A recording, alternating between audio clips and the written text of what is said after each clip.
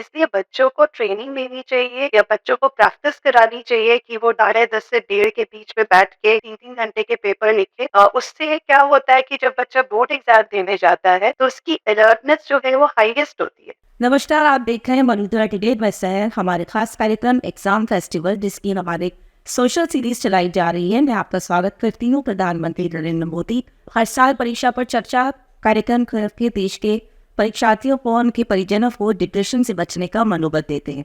Vadodara today की board परीक्षा और अलग अलग स्ट्रीम की परीक्षाओं पर विशेषज्ञों और शिक्षकों के साथ छात्र छात्राओं और परीक्षार्थियों को कैसे तैयारी करनी है और किस प्रकार एग्जाम की डिप्रेशन से बचा जाए, जैसे अनेक जिज्ञासाओं पर हम एग्जाम फेस्टिवल कार्यक्रम में चर्चा करते हैं। आज हमारे साथ स्टूडियो में मौजूद है अजमेर शहर की जाने माने संस्कृत स्कूल की प्रिंसिपल मनीषा जौहरी जी। नमस्ते। धन्यवाद। मैम, सबसे पहले हम आपके जीवन के प्रकार जानेंगे। आपने अपनी शिक्षा कहाँ से प्राप्त करी? बेसिकली आप कहाँ से हैं? सर जी, मैं दिल्ली से हूँ और मेरी स्कूली और कॉलेज की शिक्षा सब दिल्ली से हुई है। मैंने दिल्ली यूनिवर्सिटी से फिज़िक्स में एमएससी की है और उसके बाद regional college of education Ajmer से बीएड किया है। और मेरा जो पहला शिक्षा के क्षेत्र में जो मेरा पहला जॉब था वो मेयो कॉलेज गर्ल्स स्कूल के साथ था as a physics teacher. And उसके बाद मैंने मयूर स्कूल में भी जॉब किया है।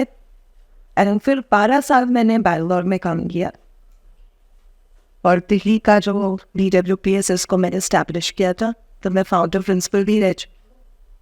और अब मैं अजमेर ऑलमोस्ट 20 साल के बाद वापस आई हूँ। तो अजमेर ये मेरे लिए एक घर वापस आने। मैम, बोर्ड परीक्षाएं आने वाली हैं, काम की तैयारियाँ होती हैं आपकी तरफ से। क्या आपके स्कूल की तरफ से क्या तैयारियाँ हैं बच्चों के लिए? देखिए, सबसे पहले जो बोर्ड परीक्षा है वो सबको ये समझ लेना चाहिए कि 23 लाख बच्चे शायद इस बार CBSE, सिर्फ CBSE की 10वीं की बोर्ड परीक्षा लिखा है और अनेकों हम सब ने बोर्ड परीक्षा लिखी है।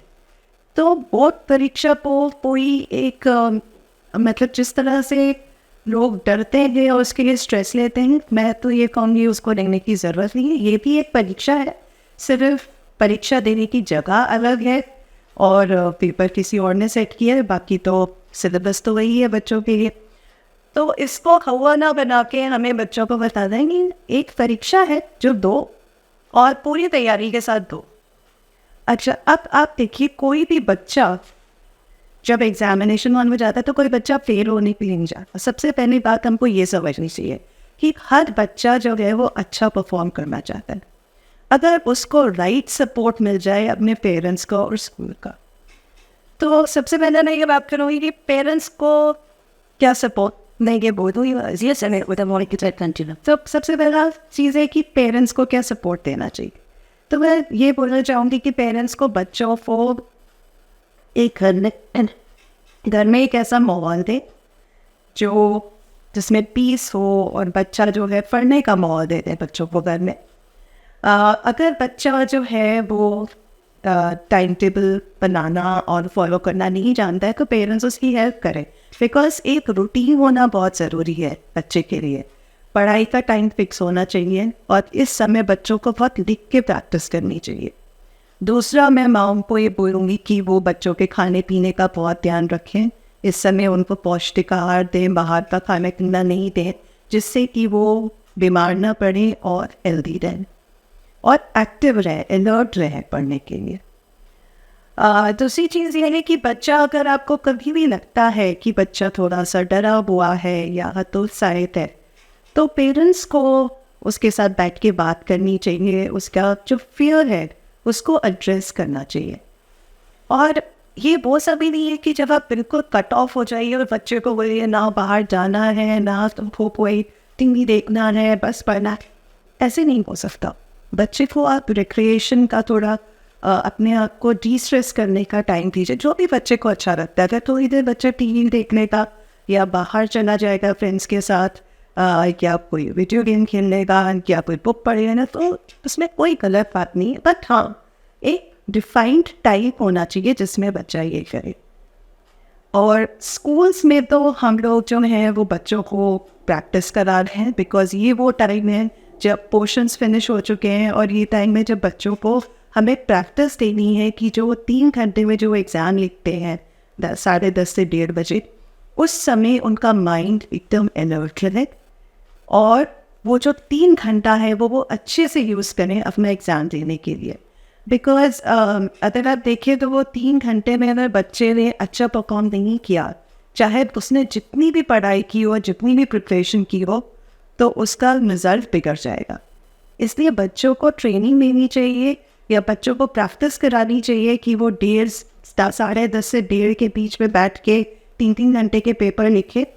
उससे क्या होता है कि जब बच्चा बोर्ड एग्ज़ाम देने जाता है तो उसकी अलर्टनेस जो है वो हाईएस्ट होती है और बच्चा जो है वो अच्छे से पेपर कर पाता है, टाइम को सही से यूटिलाइज कर पाता है। मतलब 50% इन्वॉल्वमेंट पेरेंट्स का।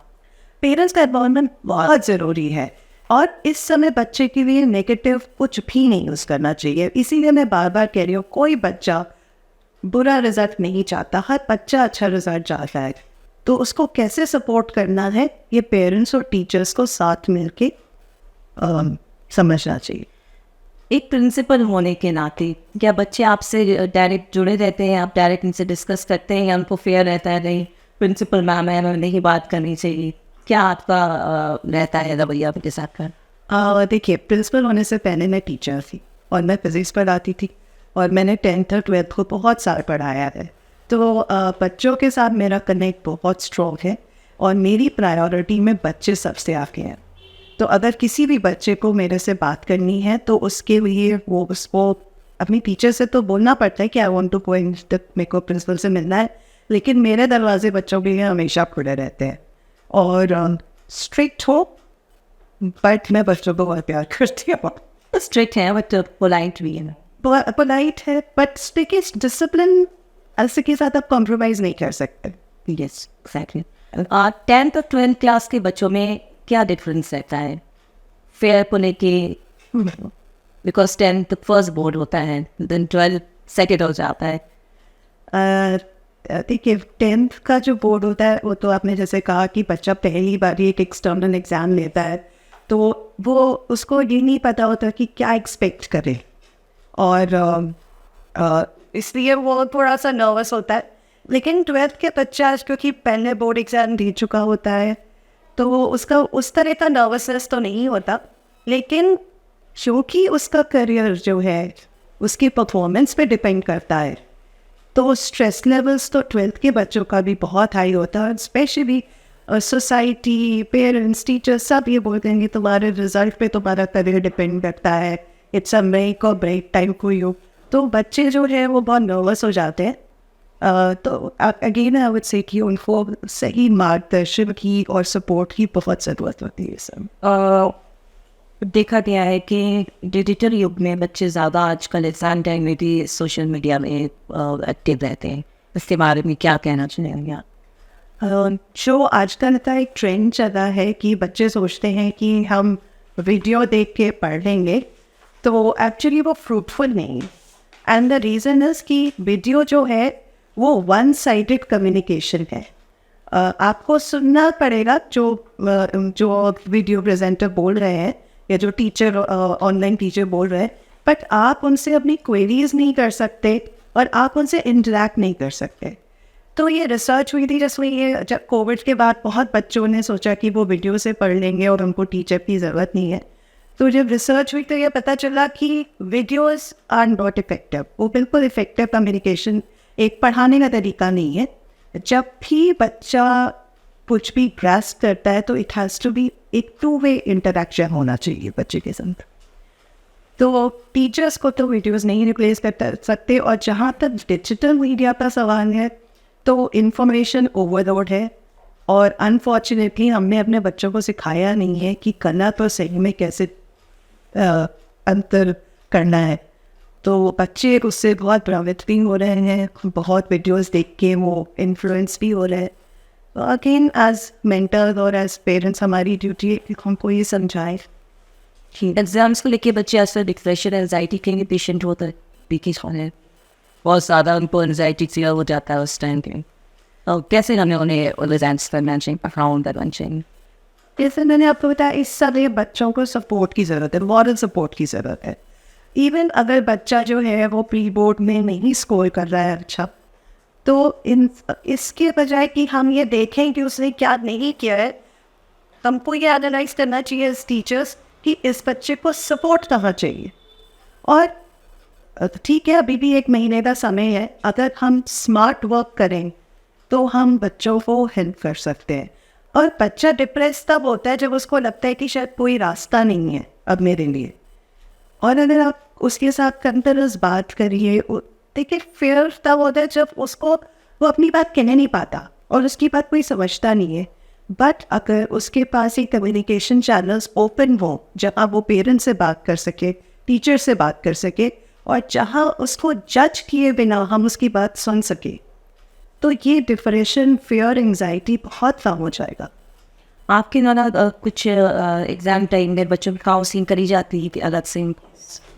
तो हमारे स्कूल में डेडिकेटेड काउंसलर है, क्वालिफाइड काउंसलर है, और बच्चे जो भी बात करना चाहते हैं, बिकॉज काउंसलर के साथ बच्चे थोड़े से बिना इनहिबिशन के बात कर लेते हैं।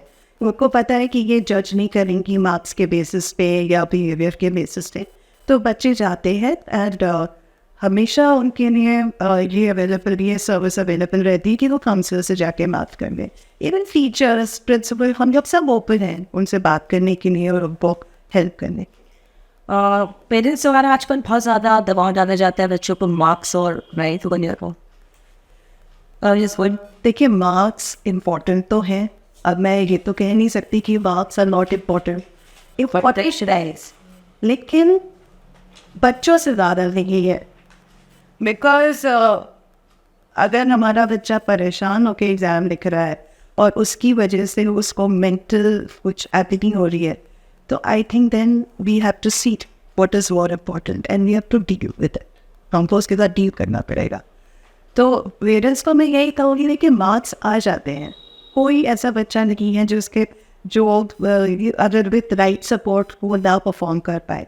पर हमको आइडेंटिफाई अगर हम करने की इस बच्चे की प्रॉब्लम क्या है वो इम्पोर्टेंट है। तो प्रेशराइज करने से तो नंबर नहीं आएंगे, नंबर आएंगे अगर हम उसको सही तरीके से सपोर्ट कर पाए।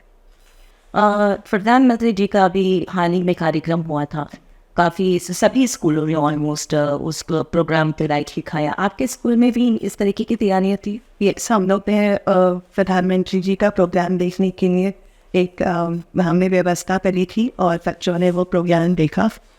तो आई थिंक ये इम्पोर्टेंट है और प्रधानमंत्री इतना टाइम निकाल बच्चों के लिए निकाल रहे हैं, ये एक बहुत ही महत्वपूर्ण चीज़ है कि जो देश के जो प्रधानमंत्री हैं जो इतने व्यस्त रहते हैं उनको भी नई पीढ़ी की चिंता रहे, तो ये देख के बहुत खुशी होती है। पीएम मोदी ने ये भी कहा है कि मोबाइल को रील्स के लिए नहीं, पढ़ाई के लिए उपयोग है। हाँ, उन्होंने कहा, बिकॉज देखिए हर बच्चे के पास वो जगह भी है जहाँ पे बच्चों के पास शायद प्रॉपर स्कूल्स या टीचर्स का एक्सेस नहीं है, तो उन जगह पे मोबाइल ही एक मात्र सहारा है बच्चों के लिए। और CBSE ने एक्चुअली बहुत सारे उनके प्रोग्राम्स हैं, जैसे दीक्षा है, निपुण है, तो यहाँ पे बच्चे जो हैं वो स्टडी मटीरियल एक्सेस कर सकते हैं। तो आई थिंक प्रधानमंत्री जी का जो इशारा था वो इन आई थिंक सॉफ्टवेयर की तरफ था जो बच्चे एक्सेस कर सकते हैं। तो प्रिपेयर फॉर एग्जाम हमें सभी स्कूल के प्रिंसिपल को बुला के अलग अलग एक ही सवाल को बार बार पूछा गया है। इसका एक ही कारण है कि हम सभी स्कूल के प्रिंसिपल की अलग अलग सोच और विचारधाराओं को जानना चाहते हैं। मैम मधुधर टुडे की तरफ से इंग्लिश और जितने भी विद्यार्थी हैं प्रदेश के, उनको आप कुछ कहना चाहेंगे? मैं सभी विद्यार्थी को ये कहना चाहूँगी कि इस समय जो है वो समय का सदुपयोग करें और जो भी सिलेबस है जो कवर हो चुका है उसको आप प्रैक्टिस करें, और लिख के प्रैक्टिस करना बहुत ज़रूरी है। जितना आप लिखेंगे उतना ही आप अच्छा परफॉर्म करेंगे, क्योंकि आपको अगर कंटेंट आता है तो प्रेजेंटेशन अच्छा होना बहुत ज़रूरी है। और आप लोग जो है वो बिना स्ट्रेस के, बिकॉज जो सीबीएसई का जो नया पैटर्न है, जो कॉन्सेप्ट बेस्ड है, उसमें आपको रखने की इतनी ज़रूरत नहीं है। अगर आपको समझ आ गया है तो आप लोग जो है ज़रूर अच्छे नंबर से पास होंगे। और दूसरी बात मैं ये भी कहूँगी कि पेरेंट्स के लिए कि ये समय है कि आप अपने बच्चे को सपोर्ट करिए और नेगेटिविटी मत होने दीजिए कानून। जहाँ पे आप बार बार बच्चे को कुछ नेगेटिव बोलेंगे तो वो बेचारा बच्चा जो है वो जितना वो परफॉर्म कर सकता है वो उतना भी नहीं परफॉर्म कर पाएगा। तो पॉजिटिव रहिए, बच्चे को पॉजिटिव रीइंफोर्समेंट दीजिए और उसको हमेशा उत्साहित करते रहिए कि वो अच्छा परफॉर्म करे, और छोटे छोटे माइलस्टोन्स अचीव करता है तो रिवॉर्ड भी दीजिए। आप अपने बिजी शेड्यूल में से एग्जाम दे रहे विद्यार्थियों के लिए अपने महत्वपूर्ण सुझाव देने के लिए हमारे स्टूडियो में आए। बहुत बहुत धन्यवाद इसके लिए आपके। Thank you so much. फिर जल्द मिलेंगे बच्चों को एग्जाम से तनावमुक्त रखने के लिए किसी नए शिक्षाविद के साथ एग्जाम फेस्टिवल कार्यक्रम में। जब तक के लिए देखते रहिए मारुति टुडे।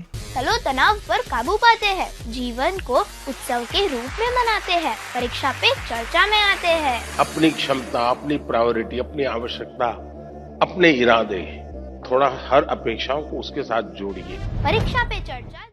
देश दुनिया और शहर की खबरों की जानकारी के लिए देखते रहिए मरुधरा टुडे। मरुधरा टुडे के चैनल को सब्सक्राइब करें, नीचे दिए गए बेल आइकन को प्रेस कर लाइक, कमेंट और शेयर करें।